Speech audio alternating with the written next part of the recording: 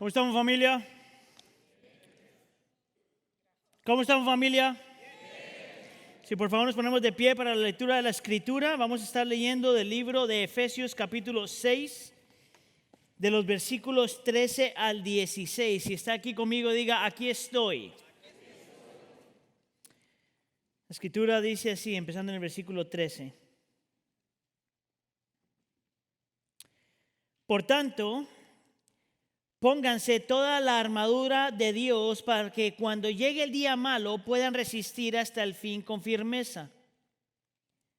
Manténganse firmes, ceñidos con el cinturón de la verdad, protegidos por la coraza de justicia y calzados con la disposición de proclamar el evangelio de la paz.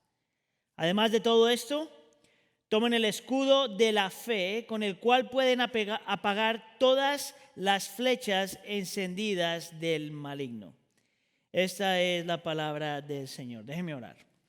Señor, venimos ante ti agradecidos por tu palabra.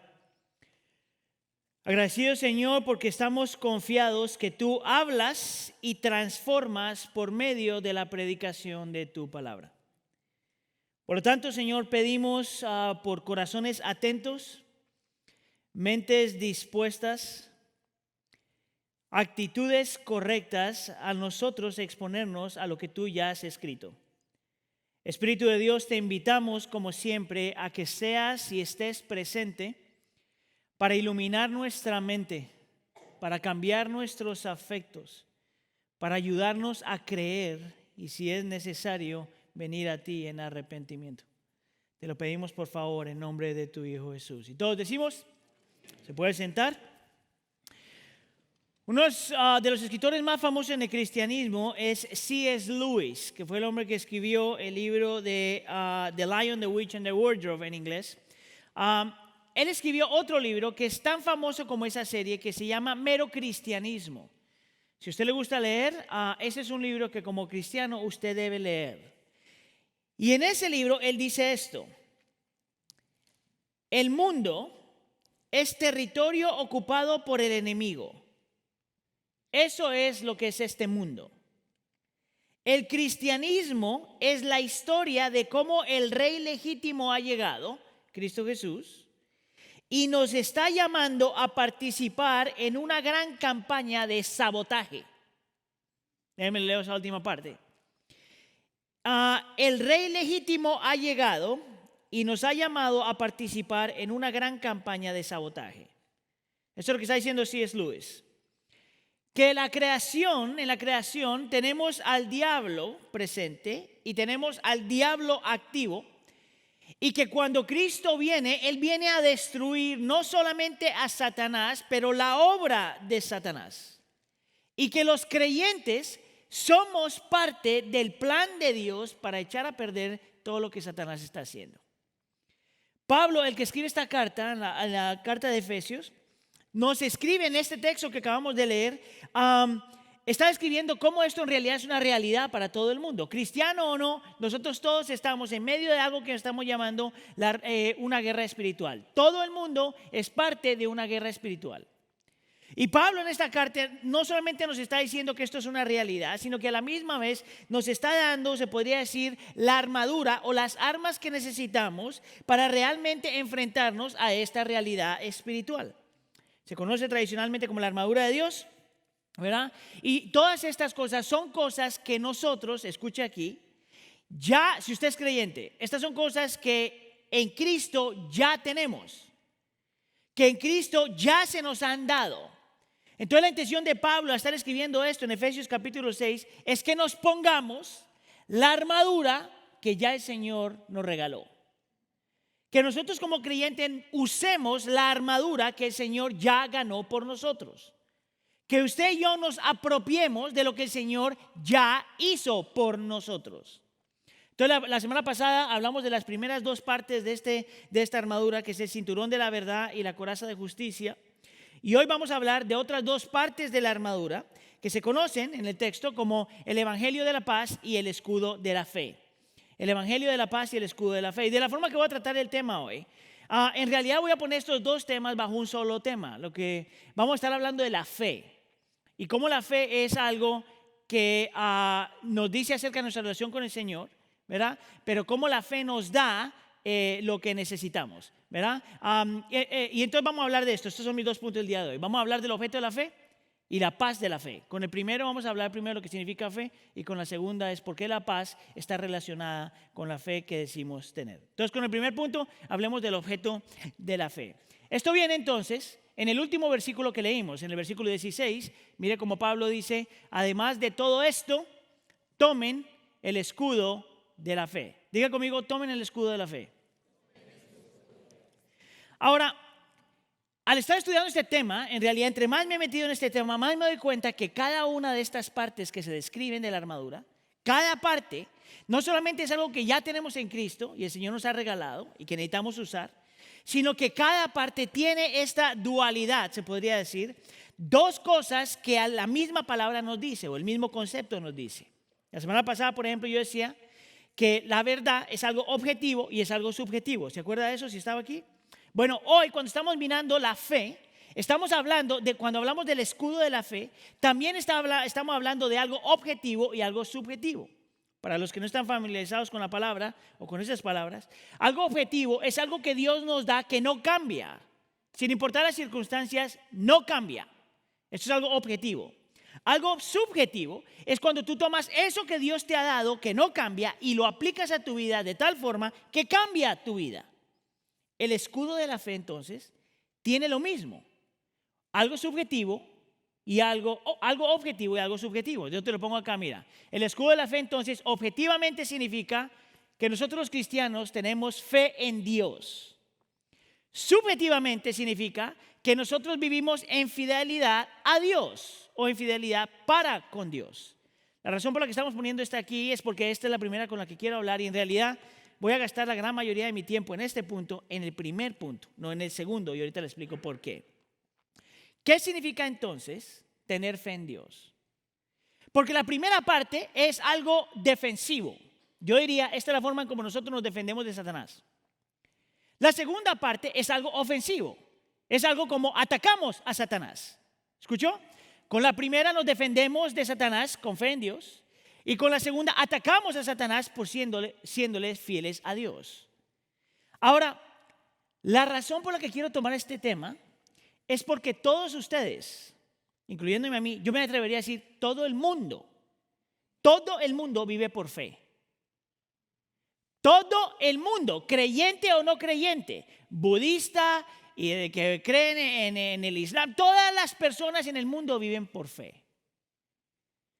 Es más, yo me atrevería a decir que es imposible ser humano y no vivir por fe. Te lo voy a poner de esta forma, por ejemplo, algunos, no vamos a decir aquí, en otros lugares, viven por fe porque tienen fe en sí mismos. Este es un mensaje popular en la cultura. Cree en ti mismo, cree en ti mismo. Si tú crees en ti mismo, puedes lograr cosas. Si tienes buenas disciplinas, vas a lograr cosas. Si trabajas duro, vas a lograr cosas. Si te estudias, vas a lograr cosas. Cree en ti mismo, no te rindas y vas a llegar. Vas a perseverar hasta llegar a la meta. Eso suena bonito. Desafortunadamente, eso no es cristianismo.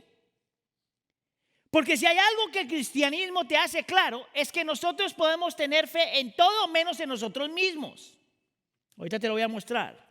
Otro grupo de gente habla acerca de tener fe en el destino. Y las frases que se utilizan en este caso es, tú dale a la vida, que no te preocupes, todo va a salir bien. Mire, esas palabritas yo las estoy tomando no fuera de la iglesia, sino dentro de la iglesia. Cree en ti mismo, no te preocupes, todo va a salir bien. La pregunta que yo le haría a una persona que cree esto es, ¿cómo tú sabes que todo va a salir bien? ¿Y qué significa bien? Porque desde una perspectiva humana, bien puede ser, por ejemplo, que no tengas problemas. Pero desde una perspectiva divina, a lo mejor el que no tengas problemas no es lo mejor para ti. Mira, estoy pensando en este ejemplo ahorita. Algunos de nosotros pensamos que realmente tenemos control sobre nuestra vida. ¿Sabes cómo yo sé eso? Porque todo te ha salido bien, porque has trabajado duro, porque has estudiado, porque tienes trabajo, porque todo te ha salido bien. Lo que quiero argumentar es que a pesar de que las cosas te han salido bien, no significa, por ejemplo, que es lo mejor para ti. Otro grupo de personas diría, no, yo no tengo fe en el ser humano, yo no tengo fe en el destino, yo tengo fe en la fe. Esta es bien religiosa, porque es cuando alguien te dice, si tú realmente crees, cree más, cree con más poder, cree con más magnitud, cree más, que si tú crees que si crees más, la cosa cambia. ¿Sabes cuál es el problema por eso? Es que hay gente que cree más y sin embargo las cosas no cambian. Por lo tanto, eso tampoco puede ser cristianismo. Y otra bien popular, desde un punto de vista humanista, es cree en el poder de la unidad. Oh, my goodness, esta lo escucho todo el tiempo. Es que si nosotros nos juntamos, es que si tenemos un solo plan, es que si tenemos un solo sueño y nos juntamos, podemos cambiar el mundo. Lo interesante de esa es que es hasta cierto punto verdad. ¿Te acuerdas cuando los humanos se juntaron a construir la Torre de Babel? Y el Señor dice, yo tengo que hacer algo porque se juntaron y si no los freno yo, nadie los va a frenar. Bien interesante, tienen que leer esa historia. Entonces hay algo de verdad con eso. El problema es las personas que están diciendo que debemos juntarnos para cambiar el mundo. El problema no es el concepto, el problema es las personas que dicen que debemos juntarnos para cambiar el mundo. ¿Tú sabes por qué? Porque es extremadamente difícil. Escucha acá, extremadamente complicado hacer que un humano deje de pensar en sí mismo, deje de ser egoísta, deje de pensar en alguien más, el que empiece a pensar en alguien más. Ese es el problema. ¿Tú sabes cuál es el problema con esa clase de fe? Es que pone fe en el ser humano y lo que el ser humano puede hacer, pero se nos olvida que el ser humano es el problema.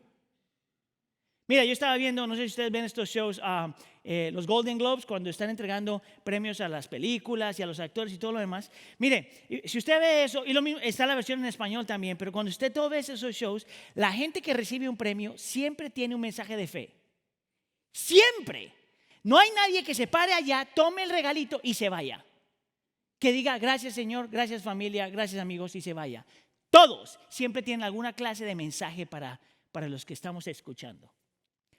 Empiezan a decir, juntémonos, amemos, pongámonos duros, votemos por esta persona, no votemos por tal, siempre, en todos los mensajes. Lo interesante de este show es como una mujer, no le voy a decir el nombre porque no me sé el nombre, pero hubo una mujer que aceptó este premio y empezó a hablar su mensaje de fe. Y mire, escucha aquí, bien bonito la verdad. Escuchaba bien, hagamos esto, y yo estoy diciendo, esta mujer va a cambiar el mundo.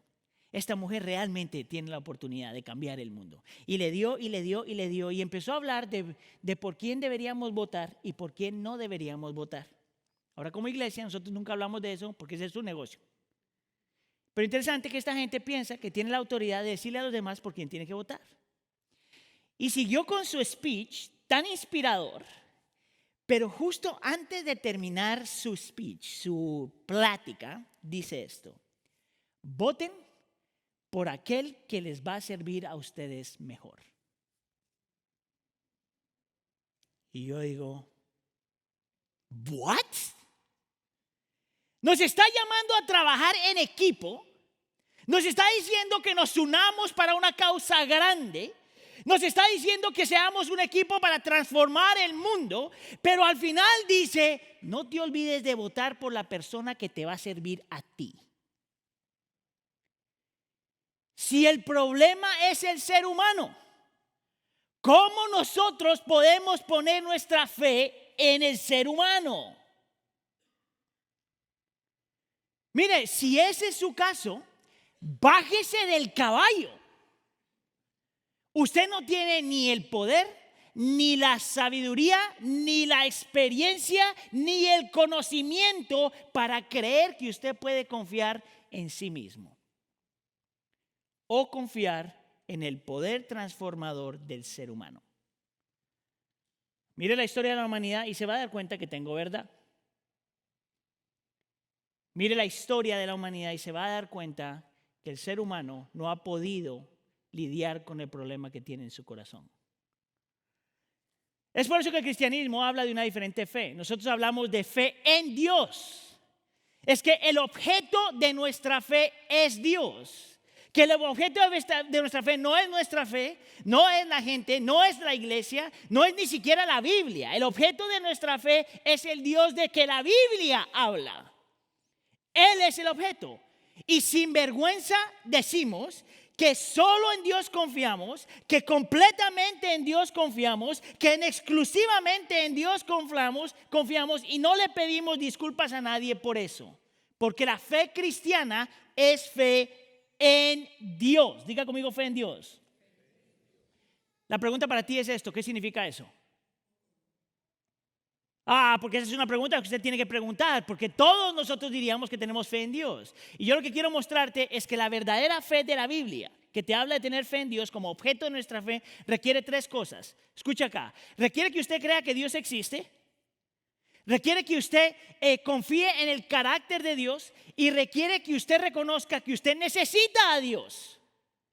La fe bíblica requiere que usted entienda y crea que Dios realmente existe.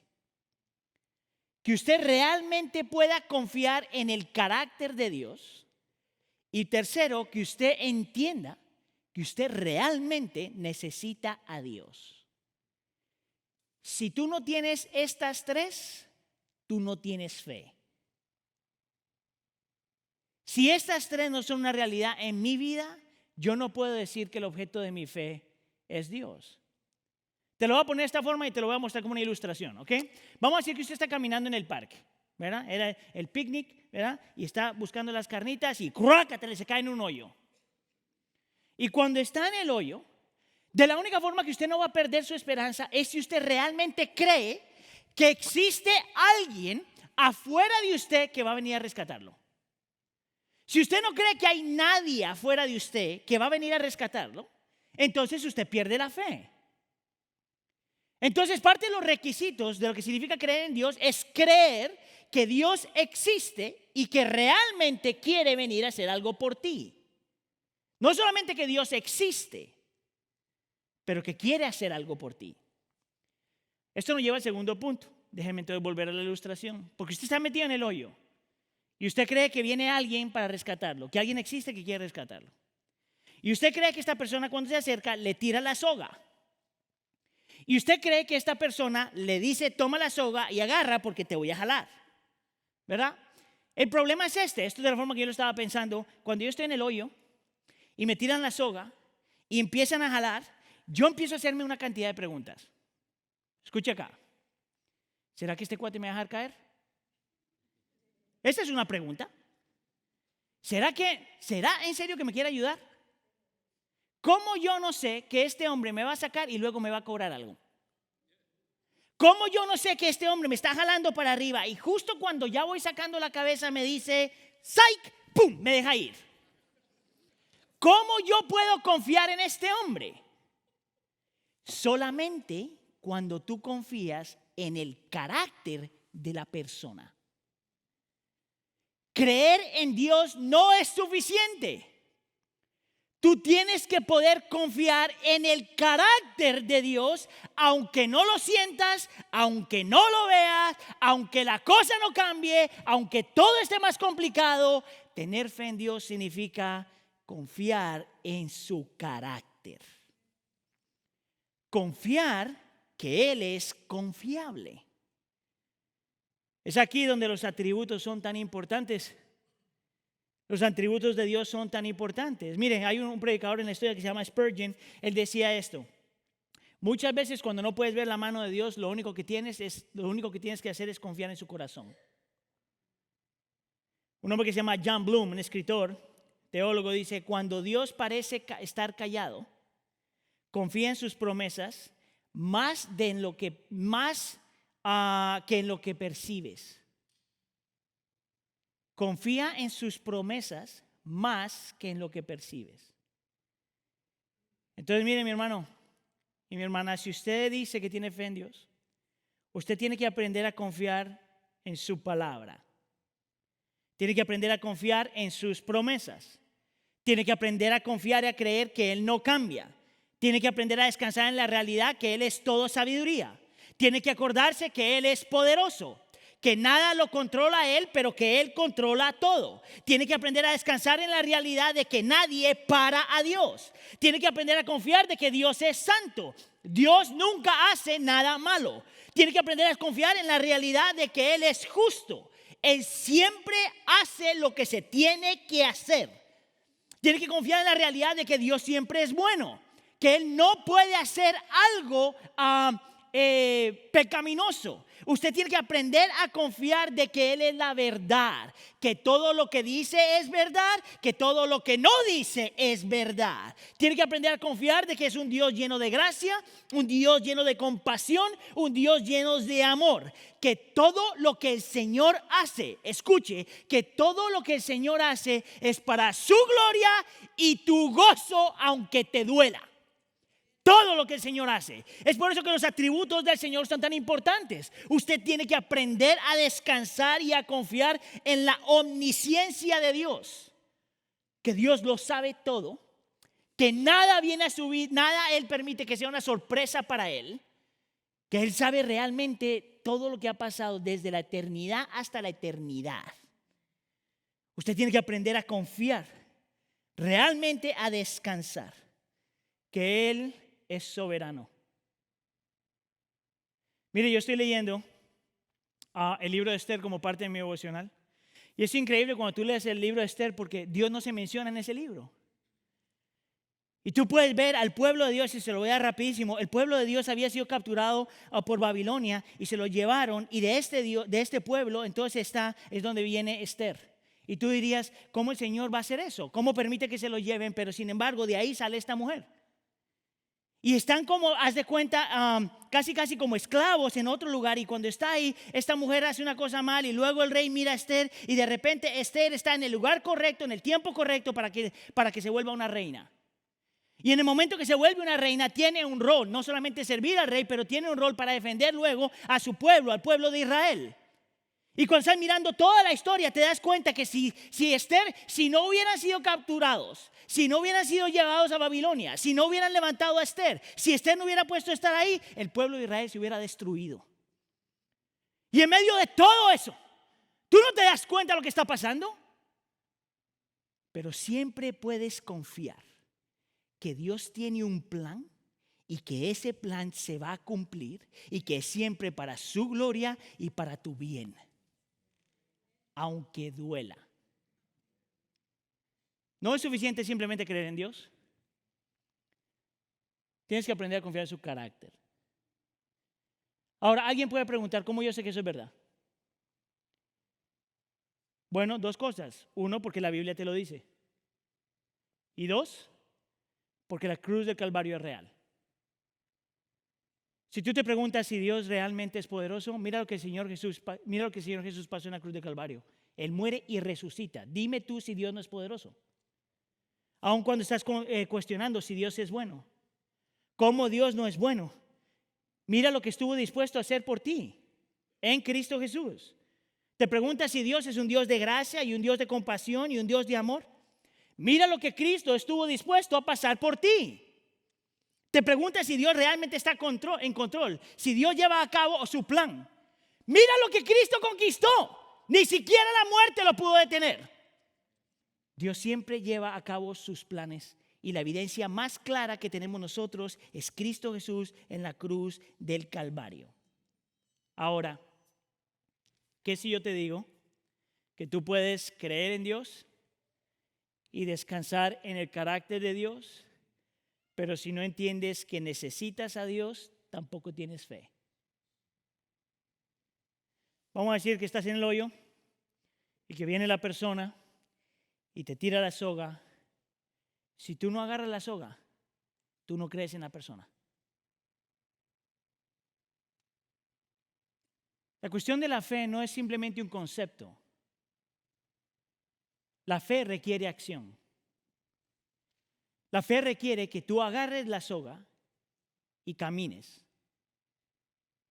La fe requiere que tú camines, aunque no puedas ver para dónde vas. Miren, esa es la forma en que yo puedo describir la fe. La fe es el instrumento que Dios te da por gracia y como regalo porque no lo puedes trabajar. Es el instrumento que Dios te da para que nosotros nos agarremos de Él y confiemos en Él y confiemos en quien Cristo es y lo que Cristo ganó por nosotros. Es simplemente un instrumento. Pero si el instrumento no se usa, tú no crees en Dios. Tú crees en religión, pero no en Dios. Ahora, nosotros estamos hablando de una guerra espiritual acá. Entonces te tienes que hacer la pregunta, ¿qué es lo que hace Satanás para sacudir tu fe?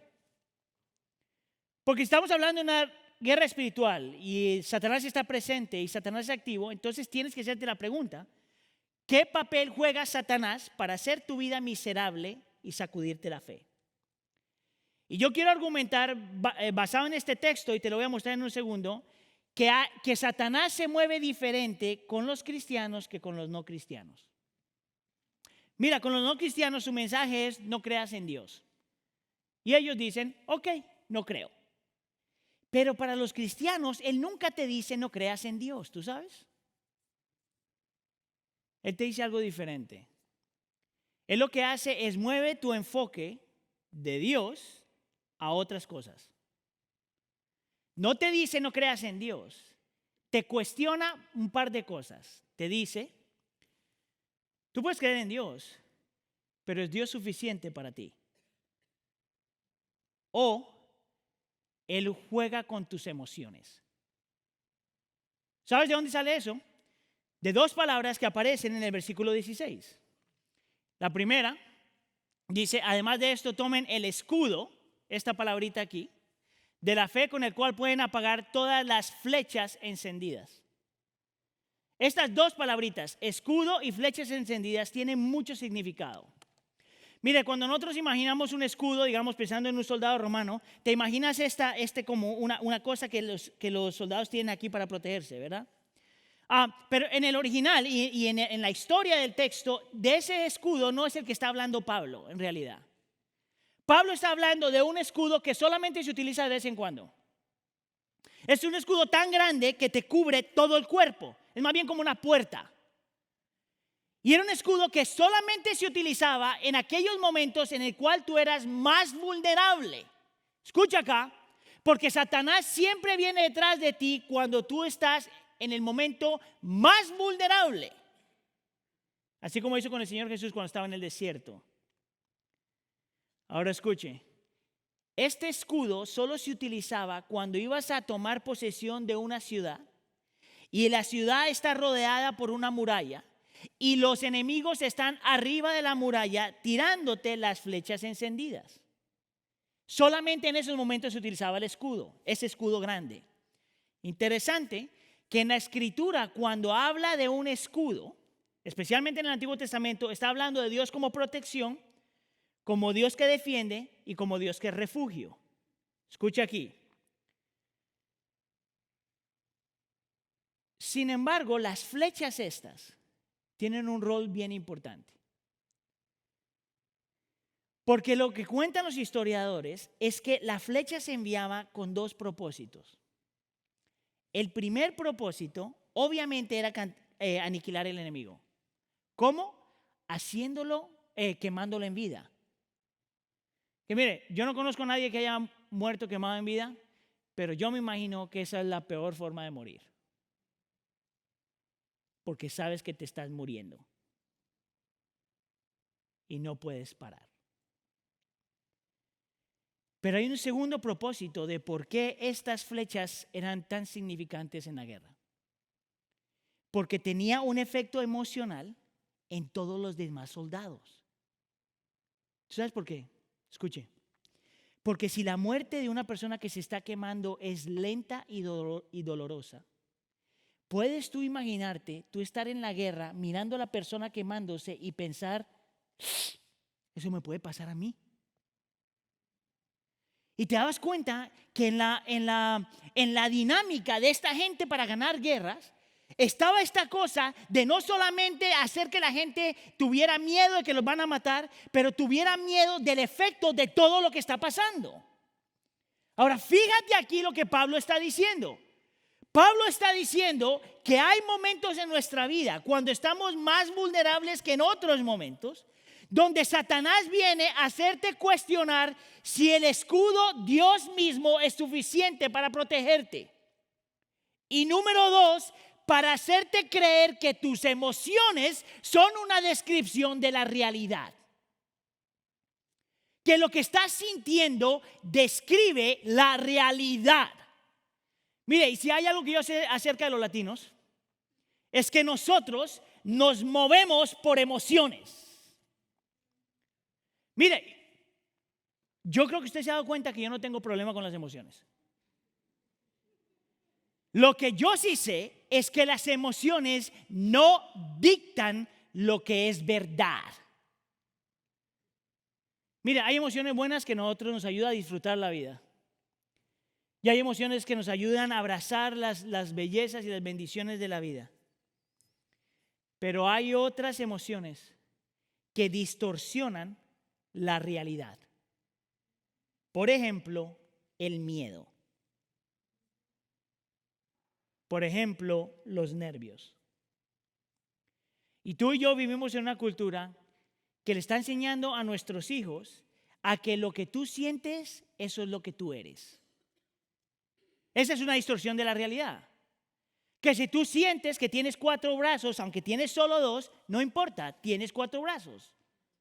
Que si tú sientes que no eres hombre, pero mujer, no importa si la realidad te dice algo diferente, eso es lo que tú eres.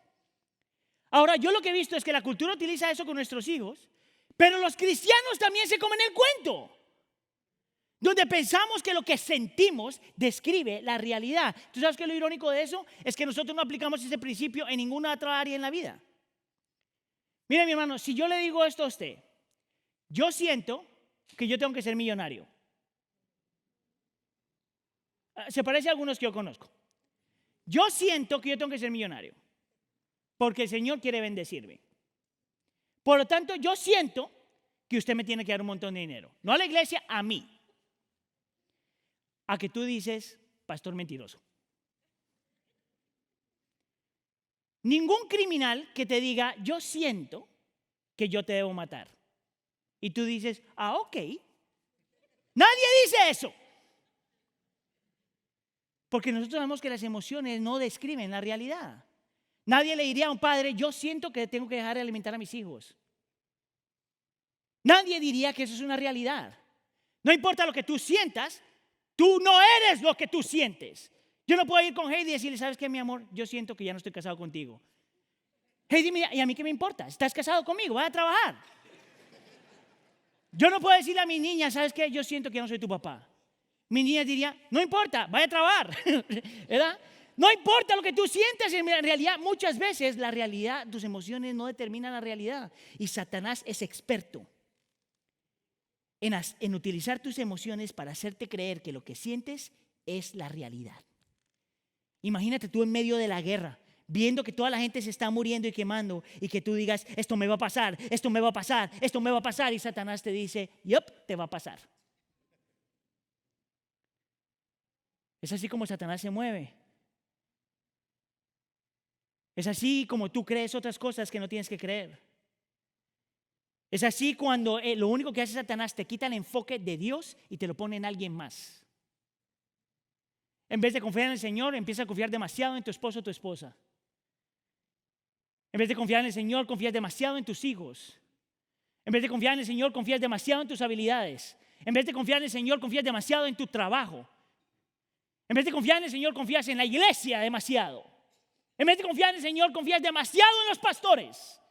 En vez de confiar en el Señor, confías demasiado en tus amigos. Pero para el creyente, aunque ninguna de esas cosas son malas, nuestra fe es en Dios. Dios. Dios. Nada más.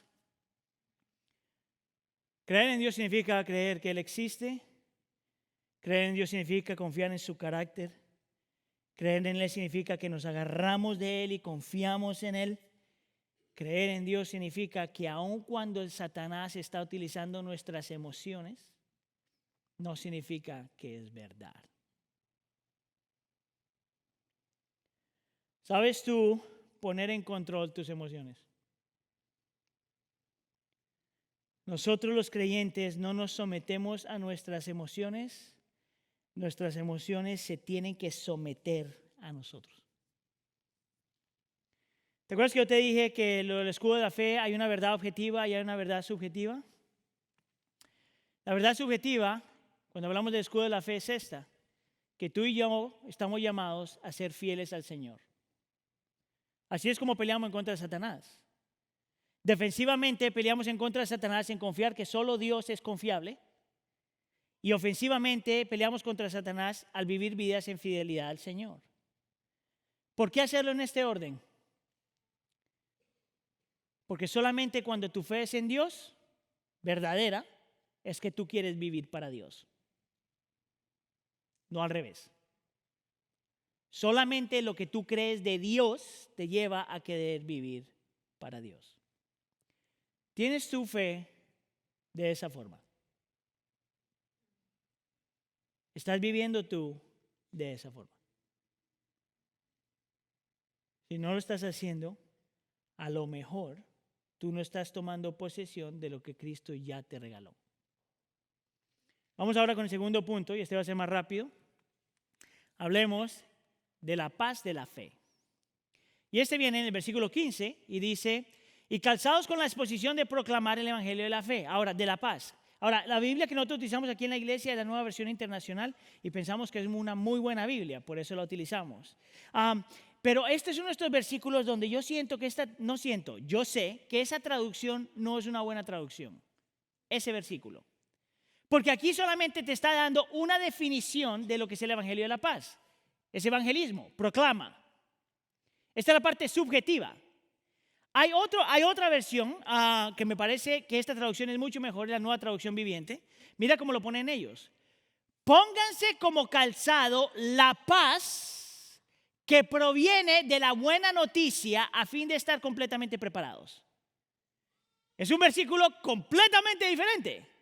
En mi opinión, esta es la que se acerca más al original. Pónganse como calzado, como zapatos, la paz que proviene de la buena noticia a fin de estar completamente preparados. Pónganse la paz que Cristo ya ganó por ustedes para estar completamente preparados para la guerra. Completamente diferente la traducción. Y por más de que me guste la nueva versión internacional, esta traducción de este versículo es mejor. Te digo por qué. ¿Sabes tú lo que nos da a nosotros libertad? Realmente reconocer que ya tenemos paz para con Dios. No hay nada que te dé a ti más libertad que tú estar convencido que en Cristo Jesús tú ya tienes paz para con Dios. Esa es la verdad objetiva. Que el creyente en Cristo ya está en paz con Dios. Y la explicación es bien simple. La paz con Dios es esto que Cristo ganó.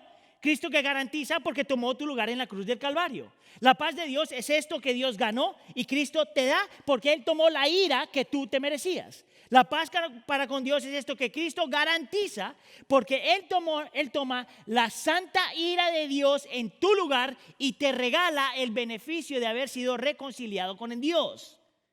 La paz para con Dios es de la única forma, escucha aquí, de la única forma que tú te puedes deshacer de tu culpa y tu vergüenza. De la única forma. ¿Sabes que yo aprendí en el cristianismo? ¿Sabes que yo aprendí en la iglesia? Que si hay algo que los cristianos todavía luchan mucho con esto, es precisamente esas dos cosas. La culpa y la vergüenza. Mire, yo estoy estudiando esto y me hacía la pregunta, ¿cuánta de mi gente en la iglesia del pueblo todavía camina lleno de culpa? ¿Cuánto de la gente en la iglesia del pueblo todavía está caminando lleno de vergüenza? ¿Cuántos de los que estamos aquí, vez tras vez, Satanás te dice, ¿te acuerdas lo que tú hiciste? ¿Cuántos de los que estamos aquí, Satanás te dice, vez tras vez, tú no te vas a escapar de tu culpa o de tu vergüenza? Esto es lo interesante acerca de estas dos palabras y quiero que entienda esto. Es que aunque la culpa y la vergüenza son como sinónimos, son como gemelos y no se pueden separar, en realidad son dos palabras diferentes con conceptos diferentes. Mira, la culpa está conectado con un evento en tu vida, algo que tú hiciste mal. La culpa es una herida que tú cargas contigo en tu corazón. Escuche, la culpa es esto que nadie más puede ver, pero tú la tienes ahí. La culpa es fácil de pretender, pero te afecta realmente. Te paraliza. La vergüenza está conectado a la persona. La vergüenza te dice, porque tú caíste, eso es lo que tú eres. La vergüenza es bien difícil de esconder. Por más de que trates, la vergüenza es lo que te lleva a esconderte de los demás y a esconderte de Dios. Pero la vergüenza nunca se puede cubrir. Mire, la culpa dice, tú hiciste algo mal. La vergüenza te dice, tienes que esconderte, porque ya no eres bueno. Ven conmigo y yo te ayudo. Y yo estoy convencido que hay gente en este lugar que está lleno de culpa y lleno de vergüenza. Y Satanás toma ventaja de eso.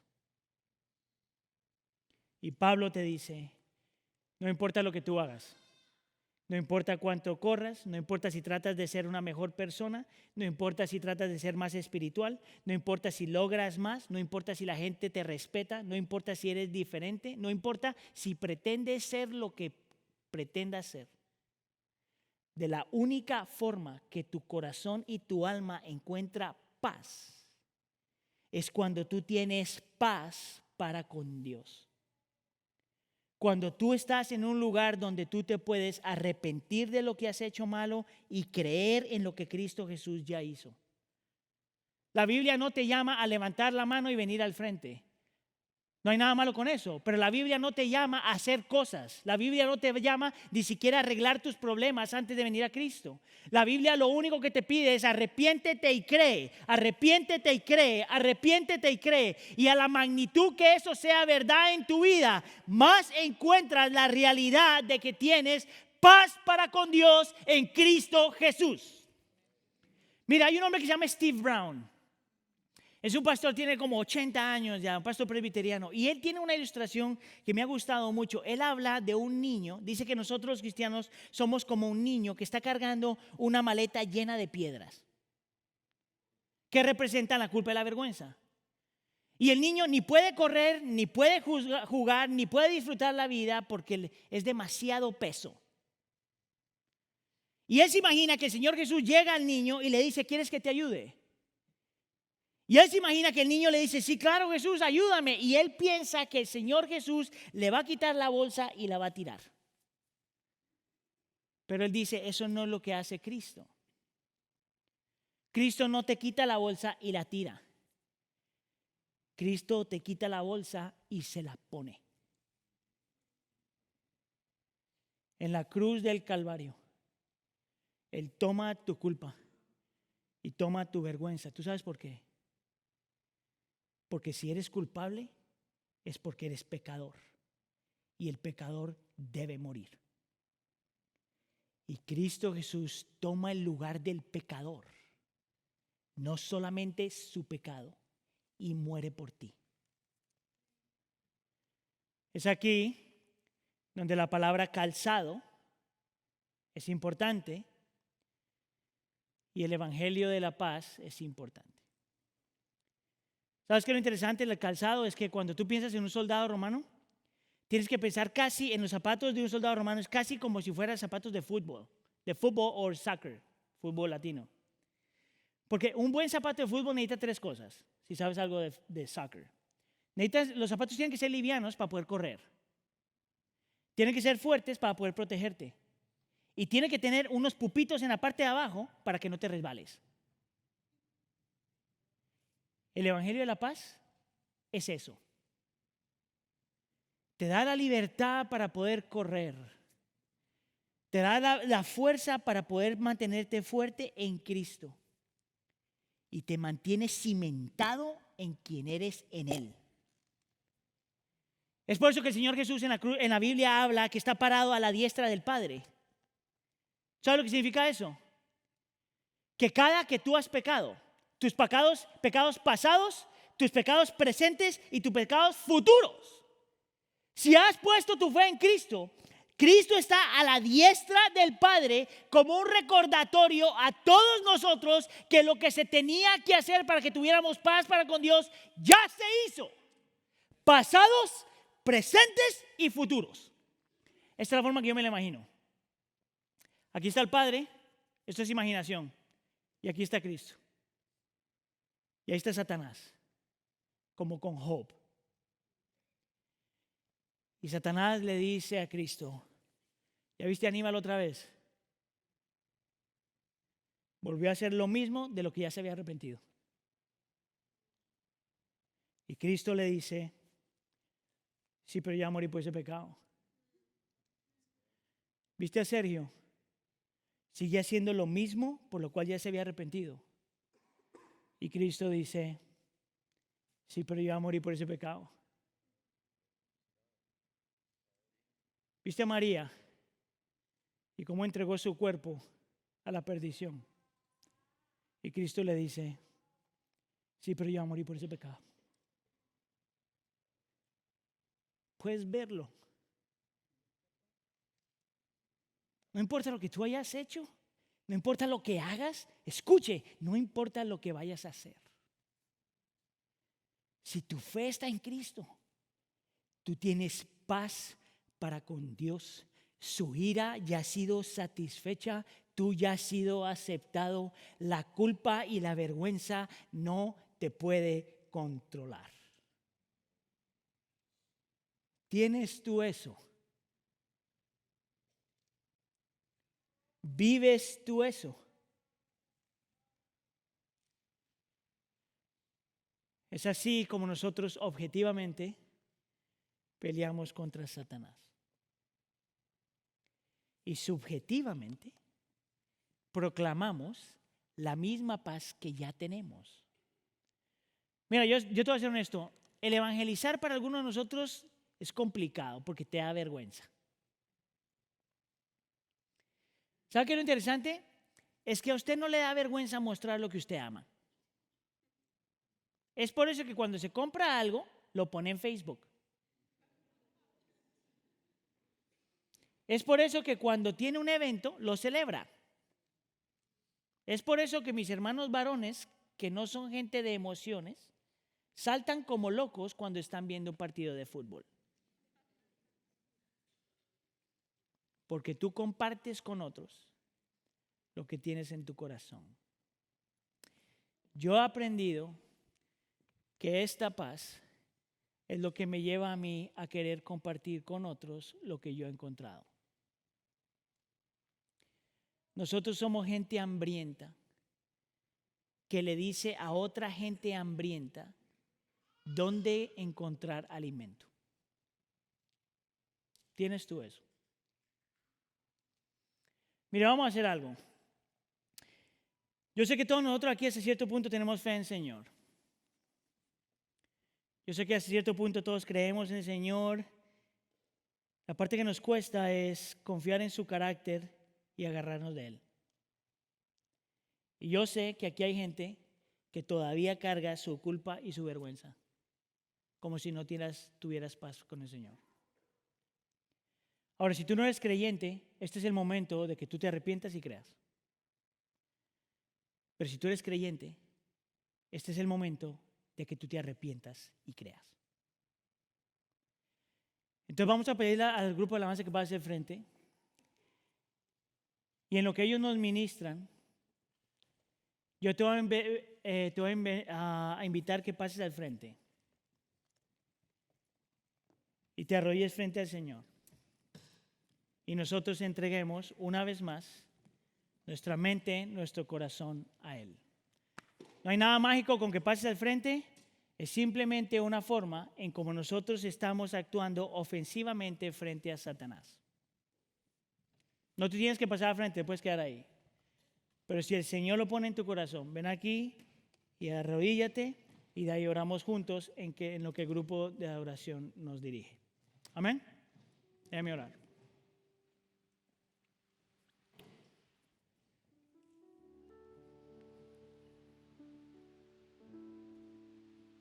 Señor, nosotros somos como ese niño